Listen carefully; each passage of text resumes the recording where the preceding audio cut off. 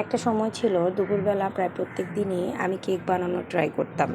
একেক দিন একেক রকমের ইউটিউব ভিডিও দেখে দেখে যখন ডিম নষ্ট করে করে কেক বানাতাম, একটা কেকও আমার সাকসেস হতো না।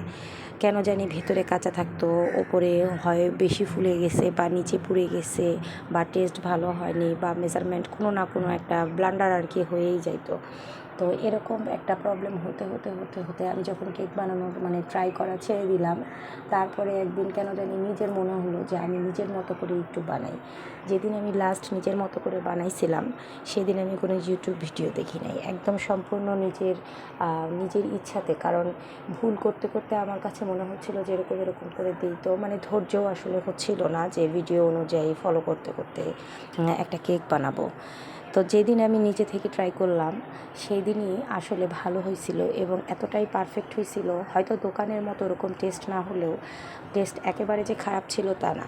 তখন আসলে আমি বুঝতে পারছিলাম যে ইউটিউবে আসলে আমরা যে ধরনের ভিডিওগুলো দেখি, যেভাবে বলা হয় 100% অ্যাকুরেট বা আসলে ওরা যেটা দেখায় সেটা আসলে ঠিক না সব সময়। তো যখন আমি আসলে এভাবে কেকগুলো খারাপ করতাম, তখন একদিন আমার হাজব্যান্ড ফান করে বলছিল যে তোমার দ্বারা আর কেক বানানো হবে না। কিন্তু আমি আলহামদুলিল্লাহ আস্তে আস্তে তারপরে কেক বানানোটা অনেকটাই আমার এতটাই আয়ত্তে এসে গেছিলো যে ব্লেন্ডারে সব কিছু একসাথে করে মিক্সড করলেও কেক হয়ে যেত আর কি। তো এখন যখন ডিমের দাম যখন অনেক বেশি, তখন আমি আর আমার হাজব্যান্ড যখন মজা করে এগুলো কথা বলি, তখন ওর বাবা বলে যে তোমার জন্যই ডিমের দাম বাড়ছে, কারণ তুমি একটা সময় এত বেশি ডিম নষ্ট করছো, ওই জন্যই হয়তো ডিমের দাম বেড়ে গেছে এখন। তো যাই হোক, এটা জাস্ট একটা ফান ছিল। এখন আসলে ব্যস্ততার কারণে কেক বানানোই হয় না। আমার বাচ্চারা কেক খেতে খুবই পছন্দ করে, বিশেষ করে কেক বানানোর সময় যে গন্ধটা বের হয় এটা ওদের খুব পছন্দ, ওটা সবারই আসলে ভালো লাগে। তো অনেক দিন পর কেক বানাচ্ছিলাম, তো ভিডিওতে আসলে মেজারমেন্টগুলো বোঝাই যাচ্ছিল।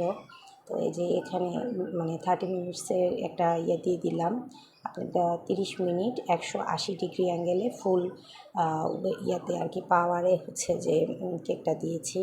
তো এটা 30 মিনিটসের বেশি আরও 5 মিনিট লেগেছিল। তো এই তো কেকটা হয়ে গেল। আসলে এখন কোনো প্যারাই মনে হয় না। আগে যখন পারতাম না তখন আসলে বেশি প্যারা মনে হতো, আর এখন মনে হয় যে সব কিছু একসাথে দিয়ে ঘুটানাটা মেরে দিলেই আসলে কেক হয়ে যায় এবং এখন পারফেক্টও হয়। এখন আর ওই টেনশনটা থাকে না যে এরকম হবে ওরকম হবে। এখন যেমন করে পারি তেমন করে করলেই মনে হয় যে কেকটা হয়ে যায়। আসলে এটা দক্ষতারও একটা বিষয়, কারণ মানুষ করতে করতেই শেখে।